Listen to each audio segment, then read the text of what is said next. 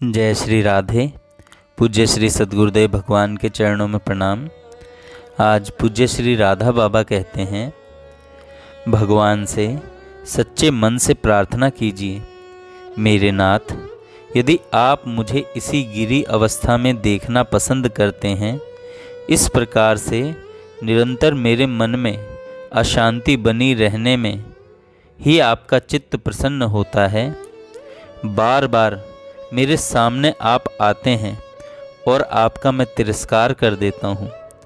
यदि इसी घृणित अवस्था में मुझे रखकर आप प्रसन्नता का अनुभव करते हैं, तो अपनी इच्छा पूर्ण करते रहो नाथ, क्योंकि आप यदि ऐसा चाहते हैं तो इसी में मेरा परम मंगल है।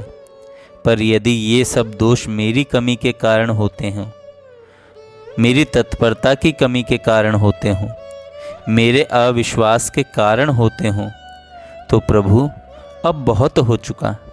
नाथ, अब कृपा करके इसी क्षण इन दोषों को मिटा दो। मैं अबोध हूँ, अज्ञानी हूँ, पतित हूँ।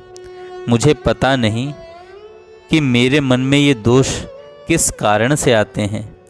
इनके मिटने का उपाय तो सुनता हूँ, पर उसका आचरण भी मुझसे नहीं होता। क्यों नहीं होता, इसका कारण भी मैं नहीं जानता। अतएव हे दया के सागर, अब मेरी ओर निहारो और फिर जो उचित हो करो। शांति यदि मेरी कमी के कारण मुझे नहीं मिल रही है, तो फिर मेरी कमी को मिटा दो, इसी क्षण मिटा दो नाथ। और यदि तुम्हारी इच्छा से शांति नहीं मिल रही हो, तब तो मुझे कुछ कहना है ही नहीं। यह अशांति ही मेरा परम प्रिय धन है। मैं ऐसा अनुभव करने लगूं क्योंकि तुम मेरे स्वामी हो। तुम्हारा मुझ पर पूर्ण अधिकार है। मैं तुम्हारी वस्तु हूँ नाथ। तुम जैसे रखना चाहो वैसे रखो। इसे कहते हैं प्रेम मिश्रित भाव की प्रार्थना। यह नहीं हो और शांति चाहिए, जैसे भी हो शांति मिलनी चाहिए, तो फिर यह कामना सीधे शब्दों में करके यही मांगना चाहिए कि हे नाथ, हमें शांति दो। शांति चाहिए नाथ, शांति दो।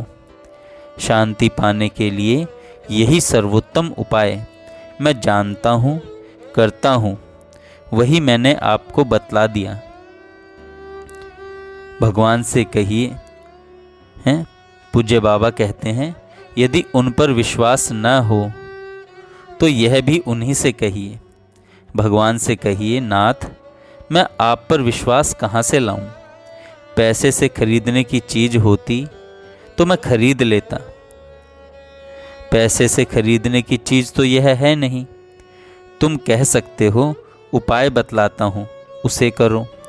पर नाथ, उपाय पता नहीं क्यों मुझसे नहीं होते।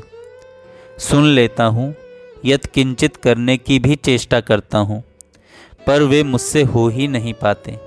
ठीक मौके पर मैं फेल हो जाता हूँ। अब तुम ही बताओ नाथ, क्या करूँ? यदि तुम कहो कि काम क्रोध लोभ को मेरे बल पर डांटो, तो नाथ, मेरा आपके बल पर यथार्थ विश्वास ही नहीं होता। क्या करूँ? सोचकर देखिए, हृदय की बात किससे कहें?